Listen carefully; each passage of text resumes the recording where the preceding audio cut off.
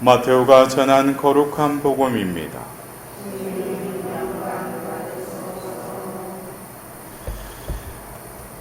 제자들이 갈릴레아에 모여 있을 때 예수님께서 그들에게 이르셨다.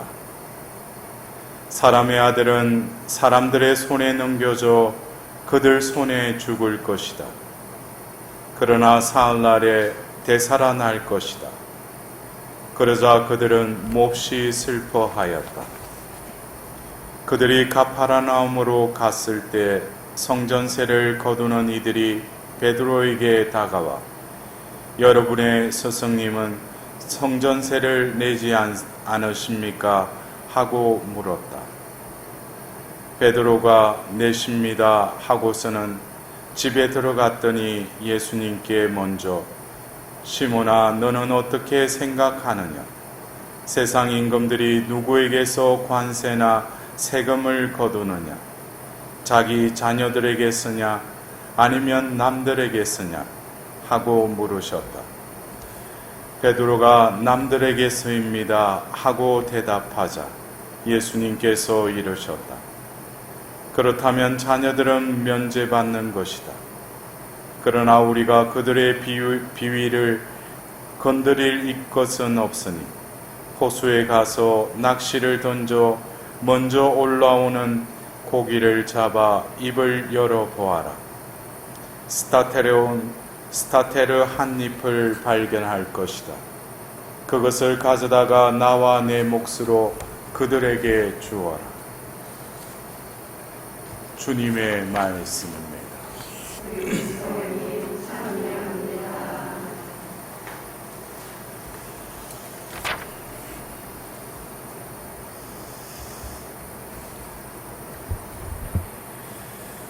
우리가 오늘 복음 말씀을 통해서 예수님 시대에 그 예루살렘에 세워진 그 성전세를 바치는 것에 대해서 오늘 우리는 들었습니다. 근데 성전이라고 하면 그 말 그대로 거룩한 그 주님이 계신 곳. 오늘 우리가 들었던 그 신명기의 말씀을 들을 때 모세오경을 통해서 하나님께서 이제 그들에게 임하셔서 모세와 만남의 천막을 만들어라고 했죠. 그래서 탈출기 25장부터 보면은 그 성막을 어떻게 제조하는가에 대해서 성경은 이렇게 전하고 있습니다. 그것이 어떻게 보면은 그 솔로몬이 이제 다윗에게는 허락하지 않은 그 성전을 짓기 전까지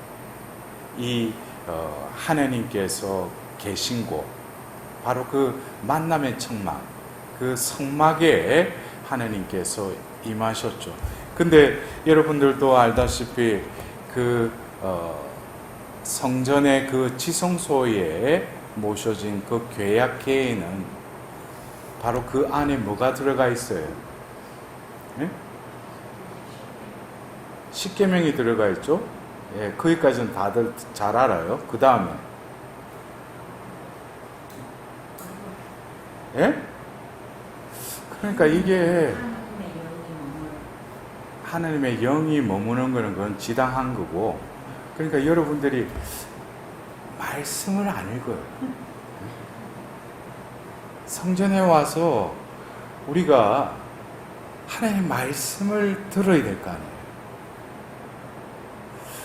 그 계약계 안에는 바로 그 하나님이 손수 써준 그 십계명 돌판이 있고, 그 다음에 그 하늘에서 내려온 만나가 있었죠.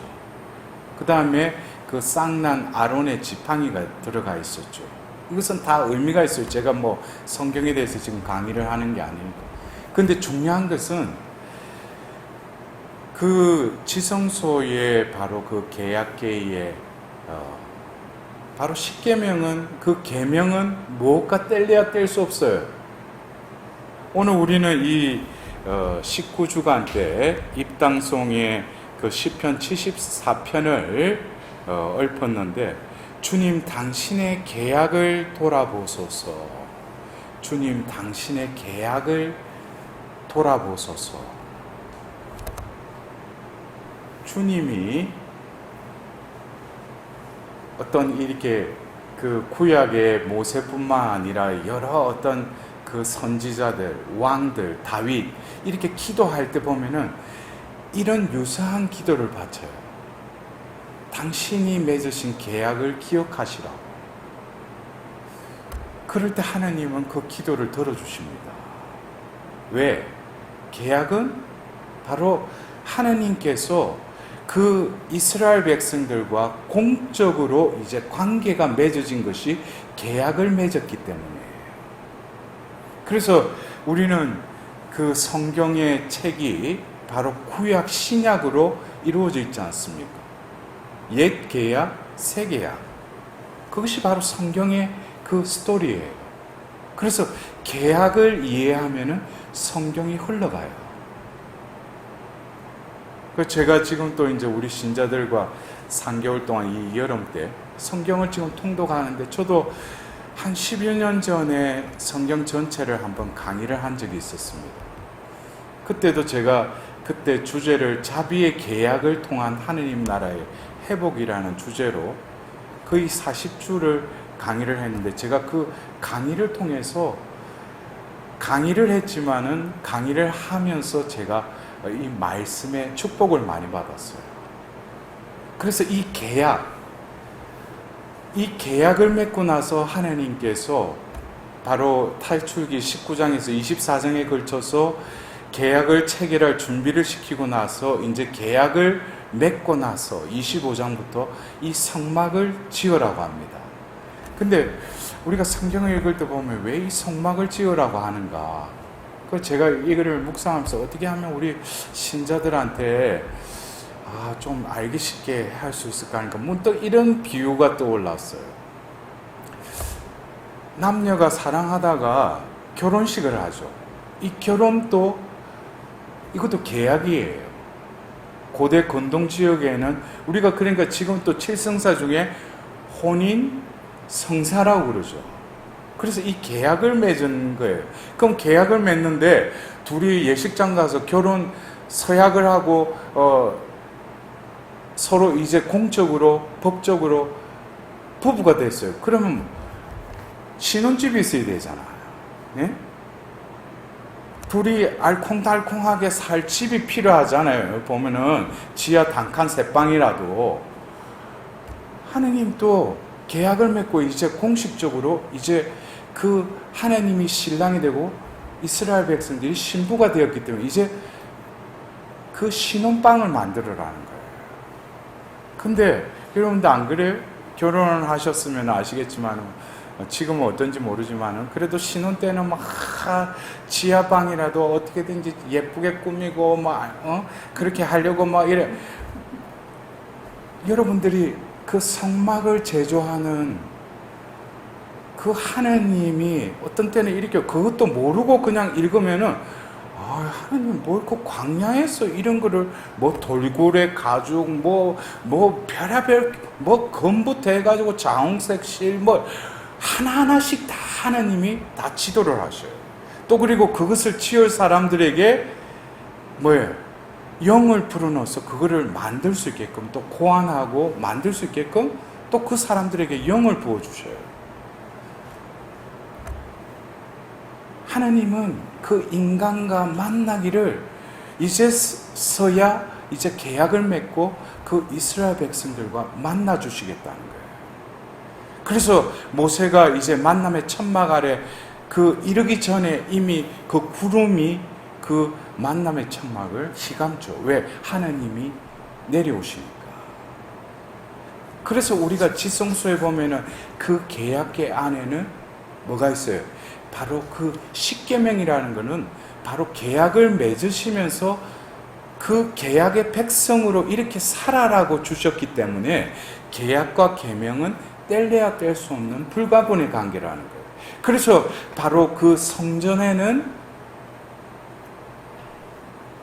지성소가 있고 그 지성소 안에는 그 계약계가 있는데 그 안에는 바로 그 십계명에 있는 것이 바로 계약의 하느님을 만나는 것이죠. 그래서 우리가 어떻게 보면은 이 모세오경을 읽을 때 오늘 우리가 들은 이 신명기의 말씀은 흡사 지금 이 시대가 아닌가 싶어요. 모세오경에 있어서 창세기부터 그 탈출기, 레위기, 민수기, 그 다음에 신명기. 그래서 이 탈출기의 그 계약을 맺고 나서 또 레위기와 민수기에 하느님께서 그 율법과 법규와 규칙들을 주시는데 이것이 어떻게 보면은 수원이에요. 수원. 물이 하느님의 샘솟는 그 은총의 그 수원지라고 할 수 있죠. 그렇다면 이 신명기는 그 물이 흘러서 저수지와도 같아요. 그리고 그것이 이제 수도관을 통해서 이제 흘러가는 것이 여호수아기부터 이제 흐르기 시작하는 거예요. 그래서 이 신명기는 그 전에 세근인 탈출기, 레위기, 민수기의 그 내용들을 다시금 시나이산이 아니라 모압 평지에서 그 탈출할 때 모세가 데리고 왔던 그 이스라엘 백성들 중에 장성한 사람들, 그들은 어떻게 됐어요? 시나이산에서 계약을 맺을 때는 그들이 하나님과 계약을 맺었어요. 근데 지금 신명기에는 그들은 뭐예요? 다 죽었어요. 왜 그래? 그게 민수기 13장에 정찰대 사건 때 바로 10명이 와서 어떻게 해요? 가서 보니까 젖과 꿀이 흐르는 하나님이 말씀하신 그런 축복의 땅인데 그들이 보니까 그 이방인들 중에 나필족이 있었는데 그들은 우리에게 있어서는 거인과 같다는 거예요. 우리는 그들 앞에서 메뚜기라는 거예요. 그래서 하나님 뭐예요? 그들을 다 쳐버리시죠. 왜 그래? 그 전에 계약을 맺기 전에는 자기가 유목민이고 이방민으로 뭐 살았던 어떤 뭐 자기가 얼마나 잘난지 못났는지 그거 상관이 없었어요. 근데 계약을 맺음으로써 그들은 이제 하나님의 백성이 되었다는 거예요. 하나님과 뗄래야 뗄 수 없는 어떤 관계가 성립이 된 것이죠. 그래서 하나님이 이제 그 민수기 그러니까 뭐 옛날에 뭐 여자 이름 중에 민수기가 아니고 사람 수를 세는 왜 이제 가나안 땅으로 이제 데리고 가려고. 근데 뭐예요? 그들이 그 가나안 땅에 들어가기 싫다는 거예요. 그 이유가 뭐예요?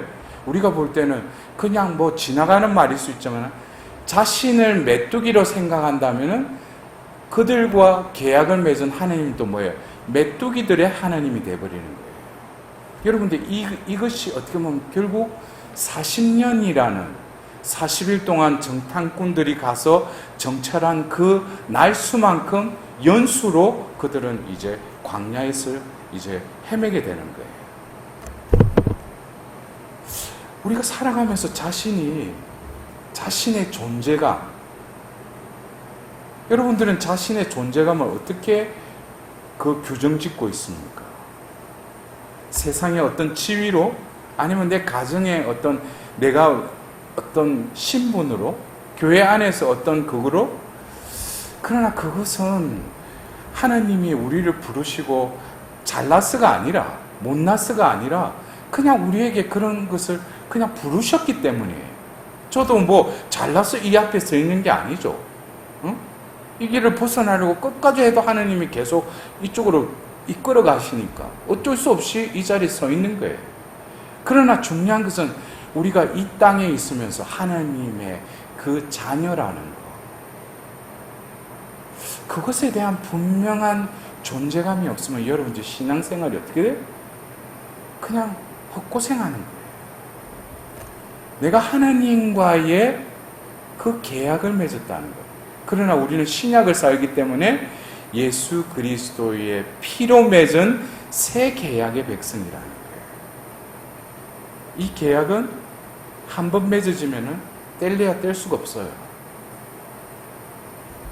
근데 중요한 것은 하나님께서 이 신명기의 모세를 통해서 다시금 그 계약의 정신, 또 그리고 계약을 맺을 때 또 주신 그 계명, 그리고 그들에게 주신 법규와 규칙들을 다시금 제2세대들에게 알려주시는 거예요.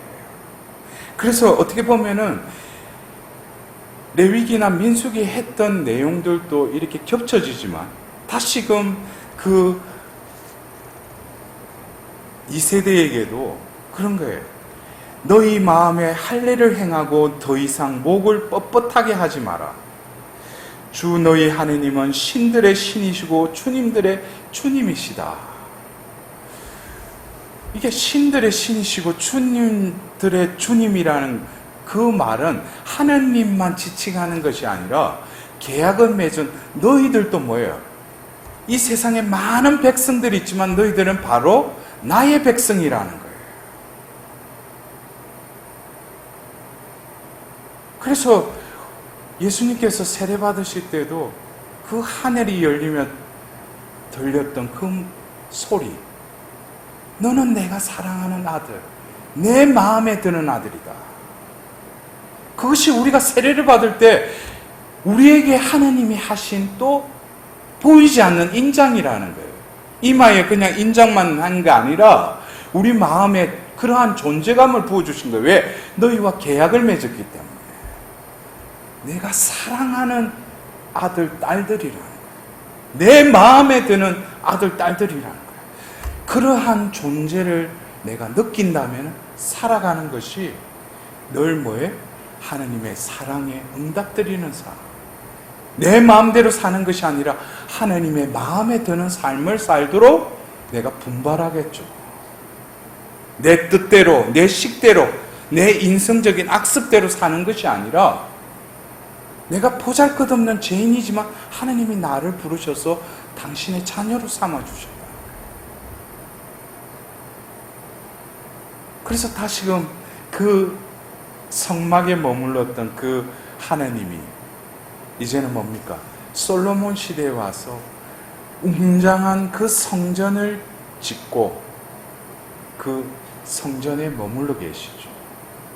그리고 오늘 우리가 예수님 시대에 그 성전세를 바치는 이 성전은 누가 지은 거예요? 예수님이 지었어요? 새로운 이름. 그거는 대헤롯, 건축광 대헤롯이 이 성전을 지었지 않습니까? 근데 예수님께서 공생애 중에 보면은 공간복음에도 그렇고 요한복음에 보면은 요한복음 2장에 이제 공생애를 이제 시작하자마자 예수님께서 성전 정화를 하셔요. 아버지 집을 장사하는 집으로 만들었다 그러면서 예수님이 채찍을 들고 치죠. 그리고 공간복음에는 이게 뭐예요? 사흘 만에 내가 다시 이 집을 짓겠다 그래요. 그래서 사람들이 비아냥거리면서 뭐예요? 이 성전을 짓는데 46년이 걸렸는데 저 사람이 뭔 소리 하느냐고. 근데 그 성경에는 뭐라고 나오죠? 당신 몸을 두고 하신 말씀이다. 그래서 이 성전이라는 것이 처음에 우리는 그 계약을 맺고 그 만남의 청막의 지성소에 그 계약계의 하나님의 그 현존이 그 안에 머물러 있었다. 그 이후의 성전에 또 그리고 대헤롯 그 시치연 그 성전은 결국 우리가 역사적으로 보면은 AD 70년경 기원 후 70년경에 그 로마의 티투스 그 장군에 의해서 쓰러지죠. 다 몰락돼 버리죠. 그래서 어떻게 보면은 우리가 지금 전하고 있는 이 마테오 복음서는 이미 그 성전은 다 무너졌어요. 그런데 우리에게 또 이러한 말씀을 전하는 것은 어떻게 보면 예수님께서는 그러시죠. 성전세를 누가 내느냐? 자녀들이 내느냐? 남들이 내느냐? 하자 뭐라고 해요? 남들이 낸다고 했어요. 어떻게 보면은 자녀들은 그 성전을 자기 것이니까 어떻게 보면 대사제나 사두가이들이나 그런 어떤 자녀들은 그들이 그 성전에 봉사하기 때문에 굳이 성전세를 낼 필요가 없죠. 그러나 어떤 유다 절기나 풍습 때 그 예루살렘에 왔을 때 쉽게 말하면 우리가 성당에도 운영을 해야 되니까 뭘 냅니까? 예? 우리 신자분들이 그 본당에 내는 게 있잖아요. 예? 교무금. 그래. 근데 이거하고 교무금하고 성전세는 좀 의미가 틀리지만 중요한 것은 예수님께서 말씀하시고자 하시는 것은 결국 뭡니까? 이미 허물어진 화려한 돌로 쌓여진 그 성전은 무너진다는 거예요. 그러나 예수님께서 결국 말씀하시고자 하시는 그 성전은 뭡니까? 자신의 몸을 두고 이야기하시는 것이었고, 결국 바오로 사도도 고린도 1서 15장에도 우리에게 뭐라고 해요? 여러분은 살아있는 성령의 성전이심을 모릅니까? 이렇게 말씀하셔요. 그래서 이제 성전은 광야의 그 만남의 천막에 있다가 이제 건물에 있다가 결국에는 예수님의 그 죽으심을 통해서 이제 더 이상 지성소에 정해진 그 사람만 들어갈 수 있는 것이 아니라 성전 휘장이 찢어지면서 이제는 뭐예요? 모든 만민들이 이제 그 지성소로 들어가는데, 그런 어리어리한 성전이 아니라 우리 존재가 바로 하나님의 성전으로 삼으셨다. 그래서 우리가 어떤 우리가 교회의 운영을 위해서 내는 교무금이나 여러 봉헌금들, 그러나 우리가 진정으로 하나님께 내어야 될 성전세는 뭐라고 생각하셔요? 이것은 우리 삶이죠. 우리 존재죠. 그래서 로마서 12장 1절에 그 바오로 사도가 이러지 않습니까? 여러분을 하나님께 산제물로 바치십시오. 이것이 하나님께서 가장 기뻐하시는 예배입니다. 그랬어요. 왜 그래요? 우리를 성전 삼으셨기 때문에 이제는 눈에 보이는 돈으로 성전세를 바치는 것이 아니라 우리의 존재를 통해서, 우리의 삶을 통해서 성전세를 바치는 것이죠. 이제 바친다는 것은 결국 다른 표현으로 하면 봉헌의 삶을 사는 것이죠. 이제 바깥에 있는 성전이 아니라 우리를 성전 삼으시고 우리의 삶을 통해서 하나님의 거룩함을 드러내도록 우리를 부르셨기에 우리의 삶을 통해서 응답드리는 삶, 봉헌하는 삶, 이것이 결국 뭐겠어요? 우리 하나님 자녀로서의 성전세가 아닌가 싶습니다. 우리가 오늘 이 미사를 봉헌하면서 우리가 미사를 봉헌한다고 그러죠. 사제뿐만 아니라 참여한 우리 모든 신자들이 하나님께 봉헌할 때 이 제대 위에서 바로 예수님은 온전히 아버지께 희생되어 파스카의 제사를 봉헌하십니다. 우리도 성찬례로 들어가면서 바로 예수님께서 죽으시고 묻히시고 부활하시는 그 파스카의 신비에 온전히 들어갈 때, 그 신비에 하나 될 때 우리들은 어떻게 돼요? 이 한 번의 미사 성제를 통해서 우리의 존재가 다시금 새신될 뿐만 아니라 새로 거듭 태어난다.